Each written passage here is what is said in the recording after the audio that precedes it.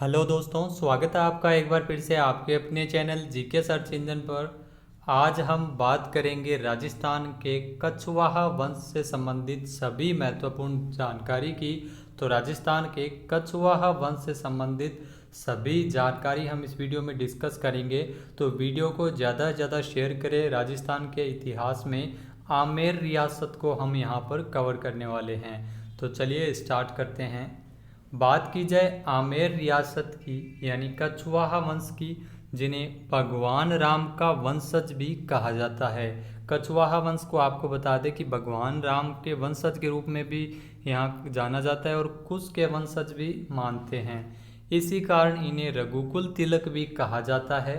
आपको बता दें कि मनु के बाद जो सूर्यपुत्र, फिर सूर्यवंश, उसके बाद 36 राजाओं के बाद भगवान श्री राम हुए थे और उसके बाद कुश और उसके वंशज कुशवाहा, तभी से यहाँ के जो शासक है वो कछवाहा वंश से शासक माने जाते हैं। यहाँ की जो कुल देवी है वो जमुआय माता है, अन्नपूर्णा माता है, और इष्ट देवी यहाँ की है शीतला माता। तो ये भी आपको ध्यान रखना है। सबसे पहले यहाँ का जो आदर्श वाक्य है कछवाहा वंश का वो है यतो धर्मस्ते जयते, आदर्श वाक्य होता है। और यहाँ का जो आमेर वंश का राजवंश का जो झंडा होता है वो पंचरंगा झंडा होता है। नीला रंग, पीला रंग, लाल, काला, हरा, ये पंचरंगा झंडा है वो होता है। और उस समय आपको बता दें कि कछवाहा रियासत का जो झंडा था उसके बीच में सूर्य की आकृति थी। तो रघुवंश तिलक इनको कहा जाता है, कछवाहा वंश के शासकों को। मेवाड़ के महाराणाओं को हिंदवा सूरज भी कहा जाता। तो यहाँ से भी आप जोड़कर याद रख सकते हैं, मेवाड़ के महाराणाओं को हिंदवा सूरज कहा जाता है और कछवाहा वंश के शासकों को रघुकुल तिलक कहा जाता है। कछवाहा वंश के शासकों का मूल स्थान था नरवर। नरवर के राजा थे नल, और उनकी बाद में जो डोला मारू की जो कहानी आप लोगों ने सुनी होगी, जैसलमेर की रानी थी मारू, जिसे मरवण भी कहा जाता है। नरवर के राजा नल का जो पुत्र था डोला, तो उनके संबंध में ये डोला मारू जो प्रसिद्ध प्रेम कथा है, जैसा कि आपको पता है। चलिए बात कर लेते हैं शासक के बारे में। तो तेजकर्ण दूल्हे राय जो शासक थे यहाँ के, नरवर के सोडा सिंह के पुत्र थे दूल्हे राय इन्हें कहा जाता था। और 1137 में बड़गुजरों को हराकर इन्होंने दौसा पर अधिकार किया था। तो दौसा इन्होंने जीता था, प्रारंभिक राजधानी बनाई थी इन्होंने दौसा को दूल्हे राय ने। दूल्हे राय कछवाहा वंश के संस्थापक, आदि पुरुष, मूल पुरुष भी कहलाते हैं। तो इम्पोर्टेंट है, दूल्हे राय जो कछवाहा वंश के शासक, मूल पुरुष और आदि पुरुष भी कहलाते हैं, संस्थापक भी इनको कहते हैं। इन्होंने मीणाओं को हराकर मांझी पर अधिकार किया था और मांझी का नाम बदलकर रामगढ़ किया गया था और वहाँ जमुआय माता का मंदिर बनाया था। जमुआय माता है वो कछवाहा वंश के शासकों की कुल देवी है और इन्होंने आमेर को दूसरी राजधानी भी बनाया था। कछवाहा वंश की आराध्य देवी आपको पता है शीतला माता है। अगर बात की जाए कुल देवी की, तो कुल देवी है कछवाहा वंश के शासकों की जो जमुआय माता।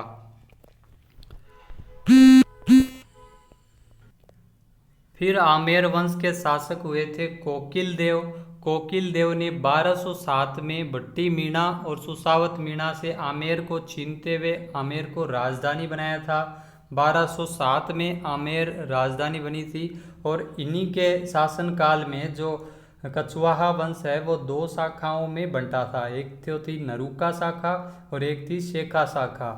तो शेखा शाखा से शेखावाटी जिसे बोला जाता है, और वहाँ के जो उसके बाद अलग शासक हुए थे मालसी, जिलदेव, रामदेव, कुंतल, उदयकरण, नरसिंह आदि कई शासक है वो प्रमुख रहे थे। तो आमेर है वो राजधानी बनी थी कोकिल देव के शासनकाल में और 1207 में आमेर राजधानी बनी थी जो 1727 तक रही थी। कोकिल देव ने आमेर में अम्बेश्वर महादेव का मंदिर का निर्माण करवाया था और कछवाहा वंश के कुल देवता के रूप में भी पूजा जाता है अम्बेश्वर महादेव मंदिर। उसके बाद आपको बता दें कि कछवाहा जो वंश के शासक है उनके वास्तविक राजा गोविंद देव जी को माना जाता है जो यहाँ के आराध्य देव है। और उसके बाद रामदेव शासक बने थे वहाँ के आमेर राजवंश के, जिन्होंने कदमी महल का निर्माण करवाया था। तो कदमी महल का निर्माण रामदेव, जिन्हें राजदेव भी कहा जाता है, ये शासकों का, जहाँ पर आपको बता दें कि आमेर के राजाओं का राज तिलक होता है। कदमी महल में आमेर के राजाओं का राज तिलक होता है, जो काफ़ी इम्पोर्टेंट है। डायरेक्ट न पूछ के ऐसा भी पूछ लिया जाता है कि आमेर के शासकों का राज तिलक कहाँ होता है, तो कदमी महल में। राज तिलक कौन करते हैं? मीणा जाति के। मीणा जाति के द्वारा आमेर के राजाओं का राज तिलक किया जाता था। मेवाड़ की बात की जाए तो मेवाड़ के महाराणाओं का राज तिलक पानेड़ा उदयपुर में किया जाता है। और यहाँ पर आपको बता दें कि राज तिलक है वो ऊदरी गांव के भील करते थे। तो मेवाड़ के महाराणाओं का राज तिलक ऊदरी गांव के भीलकों द्वारा किया जाता था और पानेड़ा उदयपुर में होता था। जोधपुर, जो राठौड़ राजाओं का राज तिलक श्रृंगार चौकी जोधपुर में किया जाता था और श्रृंगार चौरी चित्तौड़गढ़ में स्थित है। तो यहाँ से भी इम्पोर्टेंट ध्यान रख सकते हैं, श्रृंगार चौकी जोधपुर में राठौड़ राजवंश के शासकों का तिलक किया जाता था और श्रृंगार चौरी कहाँ पर स्थित है? चित्तौड़गढ़ में। बीकानेर के राठौड़ के राजाओं का राज तिलक है वो गोदारा जाट किया करते थे। कछवाहा वंश में बात की जाए तो कछवाहा वंश में नरु नामक व्यक्ति से नरुका शाखा और शेखा नामक व्यक्ति से शेखावत है वो कहलाए थे। शेखावतों के पास खेतड़ी, बिसाऊ व सीकर का जो ठिकाना है वो भी जाना जाता था। उसके बाद पृथ्वीराज कछवाहा शासक बने थे। खानवा के युद्ध में इन्होंने राणा सांगा की सहायता की थी पृथ्वीराज कछवाहा। तो यहाँ से भी आप ध्यान रख सकते हैं, 17 मार्च 1527 में खानवा के युद्ध में इन्होंने राणा सांगा की सहायता की थी और इन्हीं के शासनकाल में रामानंदी पंथ की स्थापना की गई थी, जो गलता में है 12 कोटड़ी। और रामानंदी पंथ की स्थापना इन्हीं के शासनकाल के दौरान की गई थी। तो ये चंद्रसेन के पुत्र थे पृथ्वीराज कछवाहा, जो विष्णु भक्त थे। इसके बाद शासक बने थे बहुत सारे बने, जैसे भीमदेव, रतन सिंह। उसके बाद महत्वपूर्ण शासक थे राजा भारमल, जिन्हें बिहारी मल भी कहा जाता है। 1547 से लेकर 1573 तक इनका शासनकाल रहा था और 1556 में इन्होंने मजनू खां के सहयोग से अकबर से मुलाकात की थी। तो भारमल जो 50 वर्षीय शासक बने थे, लवाण नामक दौसा में इन्होंने कस्बा बसाया था। 1556 में इन्होंने अकबर से मुलाकात की थी और एक हाथी को जो बेकाबू था उन्होंने काबू में किया था भारमल ने, और इसी को देखते हुए अकबर है वो प्रसन्न हो गए थे। साथ ही साथ 1562 में अकबर जियारत के लिए अजमेर जा रहे थे, तो सांगानेर में भारमल ने दौसा के जागीरदार के रूप में वैरागी चगताई खां के सहयोग से मुलाकात की थी और अधीनता स्वीकार की थी। तो यहाँ से आप ध्यान रख सकते हैं कि भारमल राजस्थान का पहला ऐसा शासक था जिन्होंने मुगलों की अधीनता स्वीकार की थी। तो अधीनता स्वीकार कौन कौन से शासकों ने कब कब की थी, तो आपको बताते हैं कि भारमल राजस्थान का पहला ऐसा शासक था जिन्होंने मुगलों की अधीनता स्वीकार की थी। बीकानेर का प्रथम शासक जिन्होंने मुगलों की अधीनता स्वीकार की थी, राव कल्याणमल। जोधपुर का वह शासक जिन्होंने मुगलों की अधीनता स्वीकार की थी, मोटा राजा उदय सिंह। जैसलमेर का प्रथम शासक जिन्होंने मुगलों की अधीनता स्वीकार की थी, हर्राय भाटी। और मेवाड़ का वह शासक जिन्होंने मुगलों की अधीनता स्वीकार की थी, तो अमर सिंह, इनके शासनकाल में समझौता हुआ था, अधीनता स्वीकार की गई थी। कोटा का शासक था सुरजन हाड़ा, जिन्होंने मुगलों की अधीनता स्वीकार की थी। उसके बाद आपको बता दें कि भारमल की जो पुत्री थी जोधाबाई, उनका विवाह अकबर के साथ 1562 में सांबर नामक स्थान पर हुआ था। सांबर में अकबर और जोधाबाई, जिन्हें हरकाबाई भी कहा जाता है, शाहीबाई भी कहते हैं, मरियम उज़ ज़मानी भी कहते हैं, इनका विवाह है वो जोधा के साथ संपन्न। जोधा का विवाह अकबर के साथ हुआ था। प्रथम मुगल राजपूत विवाह था ये सलीम जहांगीर, जो 1569 जोधाबाई का पुत्र था। फतेहपुर सीकरी में अकबर ने जोधाबाई का के नाम से महल बनवाया था, जो सबसे बड़ा महल है, जो काफ़ी प्रसिद्ध है। तो आइए जानते हैं कुछ फैक्ट्स। तो 1715 में जोधपुर के अजीत सिंह की पुत्री इंद्र कुंवरी का विवाह बादशाह फर्रुखशियर से हुआ था, जो अंतिम मुगल राजपूत विवाह था। तो पहला मुगल राजपूत विवाह जोधा का विवाह अकबर से किया गया था और अंतिम मुगल राजपूत विवाह है वो फर्रुखशियर से हुआ था, जोधपुर के अजीत सिंह की पुत्री इंद्र कुंवरी का। आपको बता दें कि जोधाबाई का नाम है वो द हिस्ट्री ऑफ जयपुर में बारमल की पुत्री लिखा हुआ है। जदुनाथ ने अपनी पुस्तक लिखी है, उसमें बारमल की पुत्री लिखा है, नाम नहीं लिखा है। Doctor VS. स्मिथ के द्वारा भी अपनी पुस्तक महान मुगल अकबर में बारमल की ज्येष्ठ पुत्री लिखा है। डॉक्टर मथुरालाल वर्मा ने अपनी पुस्तक जयपुर राज्य का इतिहास, जिसमें विवाह का जिक्र ही नहीं करते हैं, सांबर से अकबर व बारमल की मुलाकात हुई थी, ऐसा लिखा है। बी.एल. पनगाड़िया ने अपनी पुस्तक राजस्थान का इतिहास में राजकुमारी हुरका का नाम लिखा है, अन्य कहीं नहीं मिलता है। और अकबर ने आपको बता दें कि बारमल को अमीर उल उमरा की उपाधि प्रदान की थी। 5000 की मनसबदारी थी, सैनिक थे। बारमल है वो राजस्थान के प्रथम मनसबदार थे, 5000 सैनिकों की मनसब थी इनको, और अमीर उल उमरा की इनको उपाधि प्रदान की गई थी अकबर के द्वारा। मनसबदारी की प्रथा 1575 में हुई थी अकबर के समय। उन्होंने मुगलों में यह प्रथा मंगोलों से ली थी। निम्नतम 10 मनसब हो सकती थी और अधिकतम 10,000 हो सकती थी मनसबदारी। अकबर के अंतिम समय में आपको बता दें कि 12,000 मनसबदारी हो गई, तो सलीम को 12,000 की मनसबदारी है वो प्राप्त थी। शाहजहां के समय ये मनसबदारी घटकर 9,000 हो गई थी। सर्वाधिक हिंदू इसमें 33% थे मनसबदार। औरंगजेब के समय हिंदुओं की सर्वाधिक है वो, इसमें मराठा है वो सर्वाधिक थे। बारमल ने दौसा में लवाण नामक कस्बा बसाया था और आमेर में जामा मस्जिद भी बनवाई थी। तो आगरा की जामा मस्जिद है वो शाहजहां की पुत्री जहां आरा के द्वारा बनवाई गई थी। अब दिल्ली की जामा मस्जिद आपको बता दें कि शाहजहां ने बनवाई थी और ये भारत की सबसे बड़ी मस्जिद है। तो बारमल जो 1562 में अधीनता स्वीकार की थी और अपनी पुत्री हरका बाई का विवाह अकबर से करवाया था और अमीर उल उमरा की इनको उपाधि दी गई थी। तो भगवंत दास की बात की जाए, इसके बाद शासक बने थे, महत्वपूर्ण शासक थे भगवंत दास, जो 1573 से लेकर 1589 तक शासक रहे थे। और जो चित्तौड़गढ़ का तीसरा शाखा 1568 के समय अकबर के साथ था। महाराणा प्रताप को समझाने के लिए तीसरे अभियान के रूप में ये गए थे। 1585 में भगवंत दास ने अपनी पुत्री मानबाई और मानवती भी कहा जाता है और सुल्तानिसा, इनका विवाह सलीम के साथ करवाया था। भगवंत दास ने अपनी पुत्री का विवाह, और इसी जो खुसरो है वो इन्हीं मानबाई की संतान थी। मानबाई का पुत्र था खुसरो, जो सलीम के साथ विवाह के कारण उत्पन्न हुआ था। अब बात की जाए, अकबर का विवाह हुआ था जोधाबाई से। आपको पता है बारमल की पुत्री थी, राजा बारमल की पुत्री थी जोधाबाई। जोधाबाई और अकबर से पुत्र हुआ था जिसका नाम था सलीम, जो आगे चलकर जहांगीर के नाम से प्रसिद्ध हुआ था। जहांगीर का विवाह हुआ था मानबाई से, जो राजा भगवंत दास की पुत्री थी, और उनसे पुत्र हुआ था खुसरो, जिनके मातृहंता कही जाती है। खुसरो की हत्या उनकी माता के द्वारा भी की गई थी। और सलीम का विवाह जोधपुर के शासक की पुत्री जगत गोसाई से हुई थी, और वहाँ से पुत्र हुआ था खुर्रम, जो आगे चलकर शाहजहां बना था। तो 2 विवाह हुए थे सलीम के, एक हुआ था मानबाई के साथ, दूसरा हुआ था जगत गोसाई के साथ। जगत गोसाई के साथ जो पुत्र हुआ था उसे खुर्रम कहा जाता था, जो आगे चलकर शाहजहां के रूप में प्रसिद्ध हुए थे। तो यहाँ से भी आप याद रख सकते हैं। उसके बाद जो महत्वपूर्ण शासक बने थे मान सिंह, जो 1589 से लेकर 1614 तक शासन किया था इन्होंने।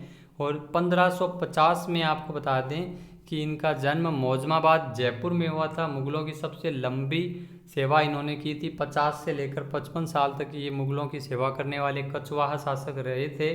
राजा के अकबर व जहांगीर के द्वारा 2 मुगल बादशाहों की सेवा की थी। और अकबर से मान सिंह की प्रथम मुलाकात रतनपुर में हुई थी। मान सिंह अकबर के साथ सर्वप्रथम 1569 में रणथंभौर अभियान के दौरान सुरजनहाड़ा के विरुद्ध इन्होंने अभियान है वो लड़ा था। मान सिंह को मिर्जा राजा की उपाधि भी प्रदान की गई थी। और आपको बता दें कि अकबर के द्वारा फरजंद पुत्र की उपाधि है वो इनको दी गई थी। सर्वाधिक 7000 की मनसब है वो मान सिंह को प्राप्त थी। अकबर के दरबार में इन्होंने सर्वाधिक 7000 की मनसबदारी है वो इन्होंने प्राप्त की थी। तो इम्पोर्टेंट है, मान सिंह नवरत्नों में शामिल थे अकबर के। तो अकबर के नवरत्न कौन कौन थे? भगवंत दास, जिन्हें फैजी भी कहा जाता है, अब्बुल फजल, तानसेन, बीरबल और अब्दुल रहीम खान खाना, टोडरमल, मान सिंह, मुल्ला दो प्याजा, हकीम हुकाम, जिन्हें फ़कीर हजीमुद्दीन भी कहा जाता। तो ये अकबर के नवरत्न थे जो आप याद रख सकते हैं। अकबर के द्वारा मान सिंह के लिए कहा गया था कि जब नूर बंट रहा था तब तू कहाँ था। तो ये महत्वपूर्ण वाक्य है जो अकबर के द्वारा मान सिंह के लिए कहा गया था। दीन इलाही 1582 के लिए मान सिंह के लिए कहा गया था, जब भगवान ने दिल पर हिंदू धर्म की दस्तक दी है और धर्म की मोहर लगा दी है तो अन्य धर्म स्वीकार करने की आवश्यकता नहीं है। तो दीन इलाही धर्म इन्होंने, आपको बता दें कि इन्होंने हिंदू धर्म के बारे में ये स्वीकार की थी कि मोहर लगा दी है हिंदू धर्म की, तो अन्य धर्म को स्थापित करने की कोई आवश्यकता नहीं है। 1562 से लेकर 1614 तक इन्होंने मुगल शासनकाल की सेवा की थी। लगभग 50 वर्ष से ज़्यादा इन्होंने सेवा की थी और दूसरे शिष्टमंडल में जो है वो मान सिंह प्रथम शामिल थे। राव चंद्रसेन जो नहीं हारे थे, जो उस समय थे, और इन्होंने भी उनके साथ युद्ध किया था। और 18 जून 1576 में हल्दी घाटी के युद्ध का नेतृत्व मान सिंह प्रथम के द्वारा किया गया था। काबुल की सूबेदारी 1581 से लेकर 87 तक मान सिंह को दी गई थी। लाहौर से ब्लू पॉटरी की कला लेके आए थे। लाहौर में ब्लू पॉटरी जो पर्शिया ईरान से आई थी, ब्लू पॉटरी जो प्रसिद्ध कलाकार कृपाल सिंह शेखावत है, इम्पोर्टेंट है, कृपाल सिंह शेखावत जो ब्लू पॉटरी के प्रसिद्ध कलाकार हैं। ब्लू पॉटरी का स्वर्ण काल जो स्वर्ण काल है वो राम सिंह द्वितीय के समय माना जाता था। ब्लैक पॉटरी जो कोटा की कागजी पॉटरी थानागाजी अलवर की प्रसिद्ध है, तो यहाँ से भी आप याद रख सकते हैं। ब्लैक पॉटरी कोटा की है और कागजी पॉटरी है वो थानागाजी अलवर की प्रसिद्ध है। बिहार का सूबेदार बनाया गया था इनको 1587 से लेकर 54 तक। मान सिंह को जो राज्याभिषेक बिहार में हुआ था, बिहार में मान सिंह मानपुरा कस्बा है वो बसाया गया था मान सिंह के द्वारा।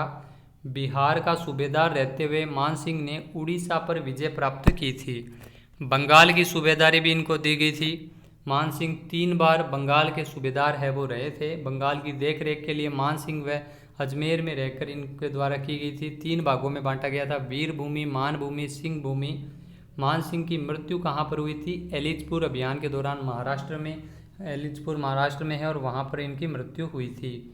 तो मान सिंह का स्थापत्य कला की बात की जाए तो भवानी शंकर मंदिर जो पटना बिहार में इन्होंने बनवाया था। जगत शिरोमणि मंदिर जयपुर में मान सिंह की पत्नी कनकावती द्वारा पुत्र जगत सिंह की याद में बनवाया गया था, जिसे कृष्ण की मूर्ति है जिसकी बचपन में मीरा पूजा किया करती वही मूर्ति है वो यहाँ पर स्थापित की गई थी। शीला माता मंदिर मान सिंह द्वारा बंगाल के वहाँ से मूर्ति लाई गई थी और शीला माता का जो मंदिर बनवाया गया था, शीला माता को ढाई प्याला शराब भी चढ़ाई जाती है। गोविंद देव जी मंदिर मान सिंह वृंदावन से लाए थे गोविंद देव जी की मूर्ति जो जयपुर में इन्होंने बनवाया था। स्वाई जय सिंह के समय ये मूर्ति है वो जयपुर लाई गई थी। आमेर के महल जो बाहर से मुगल शैली और अंदर से राजपूत शैली में बने हुए हैं, तो ये भी इम्पोर्टेंट है। मान पैलेस इनके द्वारा बनवाया गया था। मान पैलेस पंचमहल बैराट में पंचमहल बनवाया गया था जिसमें जियारत के समय अकबर है वो ठहरता थे। आमेर का किला मान सिंह ने बनवाया था। आमेर का किला जो प्रारंभ किया गया था और इनके पूर्ण है वो स्वाई जय सिंह के शासनकाल में हुआ था। बिशप हैबर द्वारा इस किले के बारे में बताया गया है कि कैमरिन व अल ब्रह्मा से भी बढ़कर बताया है। मान सिंह का जो साहित्य है उनके शासनकाल के दौरान मुरारीदान के द्वारा मान प्रकाश ग्रंथ है वो लिखा गया था मुरारीदान के द्वारा। मान सिंह के समय संत दादू के द्वारा दादू वाणी की रचना की गई थी। मान सिंह के जो दरबारी कवि थे पुंडरिक विठल उनके द्वारा राग मंजरी राग चंद्रोदय ग्रंथ लिखा गया था। हरिनाथ सुंदरदास बारट मान सिंह आदि दरबार में प्रसिद्ध थे। इसके अलावा आपको बता दें कि मान सिंह के शासनकाल में जो इनको मान प्रकाश के बारे में आपको बता ही दिया। 9 रत्नों में से ये एक थे। फर्जंद की उपाधि प्रदान की गई थी। 7000 मनसब है वो मान सिंह को मिली थी। एलिचपुर अभियान के दौरान 1614 में इनकी मृत्यु हुई थी। तो ये इम्पोर्टेंट जानकारी है मान सिंह की। भाव सिंह हम नेक्स्ट वीडियो में पढ़ेंगे। तब तक के लिए जय हिंद, जय भारत। वीडियो को ज़्यादा से ज़्यादा शेयर करें, लाइक करें। वीडियो देखने के लिए धन्यवाद।